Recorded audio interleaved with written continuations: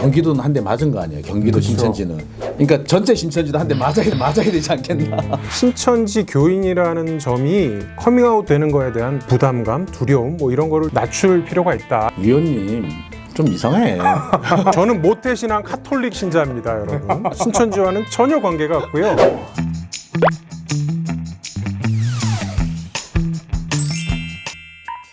여러분 안녕하십니까. 아주 3D 시작하겠습니다. 지금 전국이 코로나19와의 전쟁에 돌입해 있는 상태입니다. 특히 이제 검찰이 진원지로 지목되고 있는 그 신천지에 대한 그 수사에 전격적으로 착수했어요. 검찰이 지난 25일, 그러니까 지난달 25일까지만 해도 약간 좀 미온적인 태도였습니다. 그래서 형사권의 발동은 가장 최후의 수단이어야 한다라는 입장이었는데 지난 27일 입장을 다시 바꿔가지고 방역 조치에 고의적으로 방해를 한다든지 거짓말을 할 경우에는 구속 수사도 할 수 있다라고 엄포를 놓았습니다. 그게 이제 감염병의 예방 및 관리에 관한 법률 위반, 네. 그리고 공무집행방해 이런 혐의.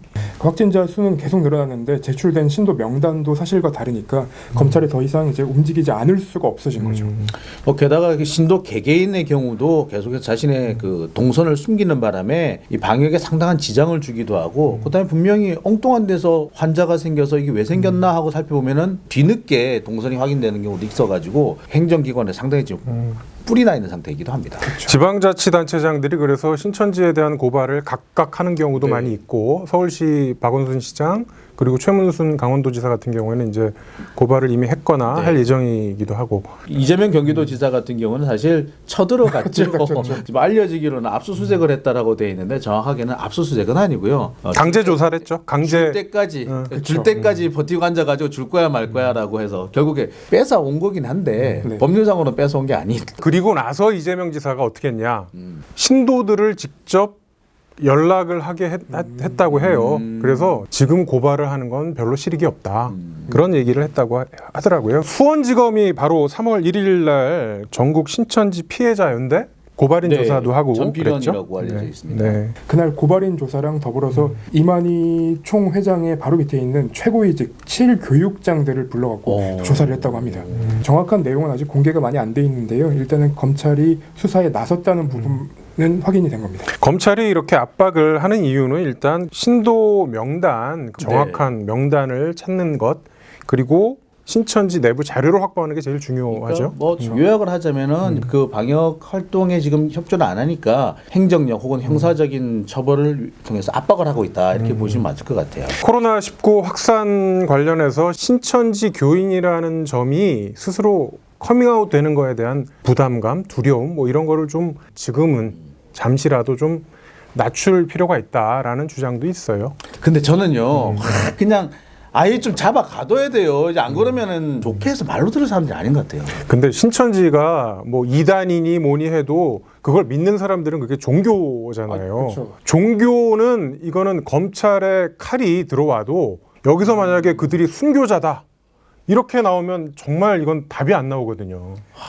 신천지의 그 선한 의지만 믿기에는 지금 너무 거짓이 많이 드러났는데 실제로 그들이 갖고 있는 전략이 다른 교회에 가서 교인을 빼오는 거잖아요. 그 명단이 공개될 경우에는 자기들이 쓸 수 있는 전략이 하나 줄어드는 거기 때문에 이거는 선한 의지를 기대하기는 좀 어려워 보입니다. 그리고 종교인이라는 게 그렇지 않습니까?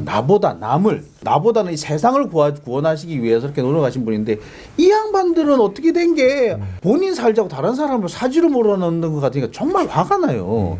제가 아까 경기도지사 이재명 지사 얘기를 한 이유가 그거예요. 그러니까 강제 그 진압을 했잖아요, 처음에. 네. 그 다음에 잘 달래가지고 신천지 신도들을 되려 신천지 신도를 확인하는 연락 작업에 투입을 했다고 해요.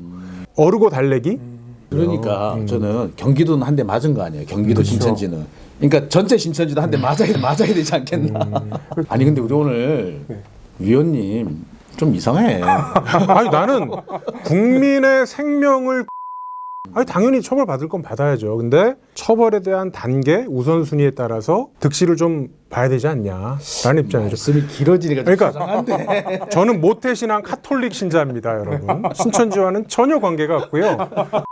저만 이런 얘기가 아니라 현재 대구에 근무하는 판사가 오늘 뭐 신문에 기고를 했어요. 그 신천지 신자들 중에서 확진자들이 굉장히 많이 나온 이유가 그들이 어쨌든 검진에는 협조를 했다는 거 아니냐. 그리고 자가격리하는 사람들도 상당한 수 있는데 그들을 너무 이렇게 마녀사냥식으로 해서는 되려 방역을 하는데 부정적인 영향을 끼칠 수 있다. 이런 주장을 또 폈었어요. 기존의 어떤 비리 수사 이것과는 좀 달라야 된다라고 계속 말씀을 드리는 이유가 만약에 정말 파국의 상황이 와서 네. 요한계시록처럼 이거는 종말이다. 신천지 신도들이요. 우리 순교하자. 자, 상상해 보세요. 이거 얼마나 끔찍한 일입니까? 거죠. 그거는 맞는 말씀인 것 같아요. 그래서 이제 단계적으로 검찰 수사가 코로나19 확산 방지 그 목표에 일단 집중을 하고 그리고 그 이외에 여러 가지 뭐 횡령 부분이라든가 아니면 여러 유명한 사람들이 신천지 신도다 이런 부분은 조금 그 다음에 하는 게 순서상으로 옳지 않나라는 생각을 하는 거죠. 차 의혹이 조금 있다가 천천히 해도 되니까. 설득됐네? 찝찝해요.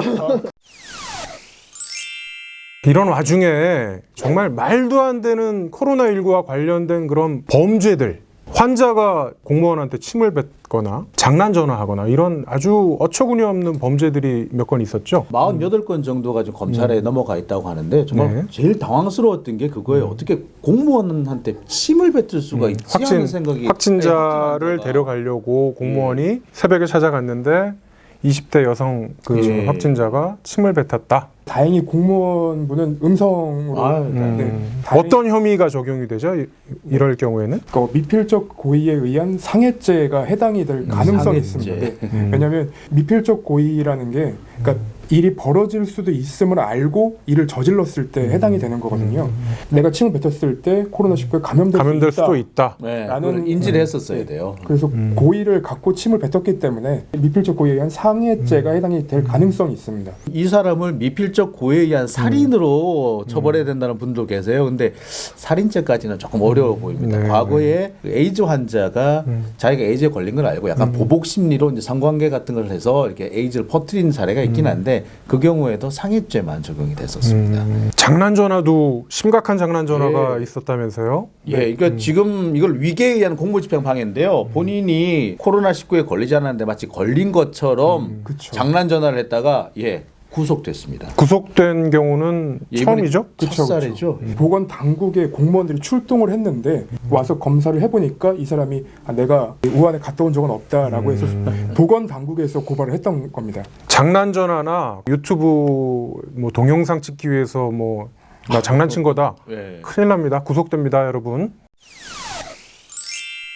지난주 저희 방송에서 코로나19 관련해서 교도소에 만약에 감염 사례가 나타나면 이거 굉장히 심각한 문제다라고 말씀을 드렸었는데 확진자가 한 명 나왔어요.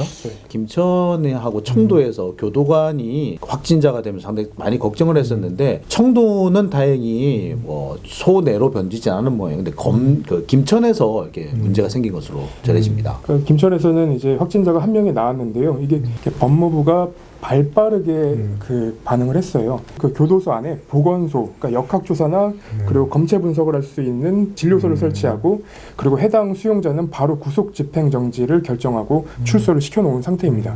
근데 출소가 이제 완전히 교도소 밖이 아니라 교도소 내부의 어떤 다른 시설에 일종의 격리를 한 거죠. 아직까지 병원이 정해지지 않은 모양이에요. 대기 중, 대기 중인 걸로 보면 되겠습니다. 그리고 접촉한 직원 20명도 자가격리를 해놓은 상태고요. 그리고 11명의 이제 접촉한 수용자들도 별도의 교도소에 수용을 해놓은 상태입니다. 전부 다 거의 음성이 판정이 나와서요. 확진은 더 이상 늘어나지 않을 것으로 보입니다. 코로나19 전쟁 지금 이번 주가 절정 위기의 단계라고 다들 그 조심을 하고 우려하고 있습니다. 여러분도 건강 각별히 유의하셔서 코로나19 잘 극복하고 이겨내시기 바랍니다. 이번 주 여기서 마치겠습니다. 감사합니다.